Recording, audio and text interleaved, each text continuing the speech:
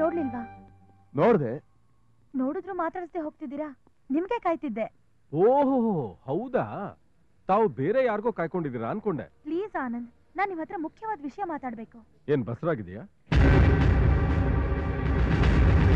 ಯಾಕೆ ಈ ತರ ಮಾತಾಡ್ತಿದ್ದೀರಾ? ಅಲ್ಲ, ಮುಖ್ಯವಾದ ವಿಷಯ ಅಂದಿಲ್ಲ, ಅದಕ್ಕೆ ಹಾಕಿ ಕೇಳಿದೆ. ನಾನ್ ನಿಮ್ಮ ಹತ್ರ ಎಷ್ಟು ಲಿಮಿಟ್ ಆಗಿ ನಡ್ಕೊಂಡಿದ್ದೀನಿ ಅಂತ ನಿಮ್ಗೆ ಗೊತ್ತಲ್ಲ?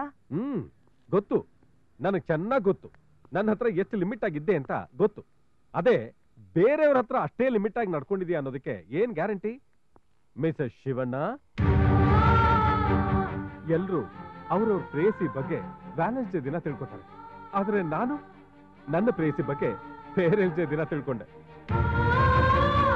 ನಿಮ್ಮನ್ನ ಆದರ್ಶ ದಂಪತಿಗಳು ಅಂತ ಸೆಲೆಕ್ಟ್ ಮಾಡಿದ್ರಲ್ಲ, ಆ ಸ್ಕೂಲ್ ನಮ್ದೆ. ನಮ್ಮ ಅಣ್ಣನೇ ಪ್ರಿನ್ಸಿಪಾಲ್. ಆನಂದ್, ದಯವಿಟ್ಟು ನಾನು ಅರ್ಥ ಮಾಡ್ಕೊಳ್ಳಿ. ಏನ್ ನಡೀತು ಅಂತ ಪೂರ್ತಿಯಾಗಿ ಕೇಳಿ.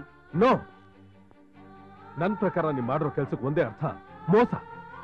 ಪ್ರೀತಿಗಿರೋ ಪವಿತ್ರವಾದ ಹೆಸರನ್ನೇ ಹಾಳು ಮಾಡ್ಬಿಟ್ಟೆ. ಹಳೆದನ್ನೆಲ್ಲ ಮರೆತು ನಿನ್ನ ಮದುವೆ ಆಗಿ ನನ್ನ ಫ್ರೆಂಡ್ಸ್ಗೆಲ್ಲ ಶಿ ಇಸ್ ಮೈ ವೈಫ್ ಅಂತ ಹೇಳಿದ್ರು ನಿನಗೆ ಸಂತೋಷ ಆಗಲ್ಲ. ಯಾಕೆಂದ್ರೆ ನಿನ್ನನ್ನಾಗ್ಲೇ ಒಬ್ಬ ನನ್ನ ಹೆಂಡತಿ ಅಂತ ಹೇಳ್ಬಿಟ್ಟಿದಾನಲ್ಲ. ನೋಡು, ಈ ತರ ವಿಷಯಗಳೆಲ್ಲ ಕೇಳಿಸ್ಕೊಂಡು ಸೆಕೆಂಡ್ ಹ್ಯಾಂಡ್ ಆಗಿರೋ ನಿನ್ನ ಮದುವೆ ಆಗೋ ಅವಶ್ಯಕತೆ ನನಗಿಲ್ಲ. ನೀನ್ ನನಗೆ ಮಾಡಿರೋ ದ್ರೋಹಕ್ಕೆ ನಿನ್ನ ನನ್ನ ಮನಸ್ಸಿಂದ ದೂರ ಮಾಡಿದ್ದೀನಿ. ಆನಂದ್, ಆನಂದ್, ಆನಂದ್, ಆನಂದ್, ನನ್ನ ನಂಬಿ. ಶಿವಣ್ಣ ಮಿಸಸ್ ನನ್ನ ತಪ್ಪಾಗಿ ತಿಳ್ಕೊಂಡು ಹಾಸ್ಟೆಲ್ ಹತ್ರ ಬಂದು ನನ್ನ ಮೇಲೆ ಗಲಾಟೆ ಮಾಡಿದ್ರು. ಹಾಸ್ಟೆಲ್ದವರು ನನ್ನ ಹೊರಗೆ ಹಾಕಿದ್ರು.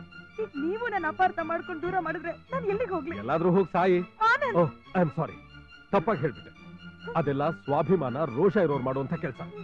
ಒಂದ್ ಕೆಲಸ ಮಾಡು, ಯಾವ ಜೊತೆ ಆದ್ರೂ ಓಡ್ ಹೋಗು. ಆದ್ರೆ ಒಂದು ರಿಕ್ವೆಸ್ಟ್, ಪ್ರೀತಿ ಅಂತ ಹೇಳಿ ಪ್ರೀತಿಗಿರೋ ಗೌರವನ ಹಾಳು ಮಾಡ್ಬೇಡ.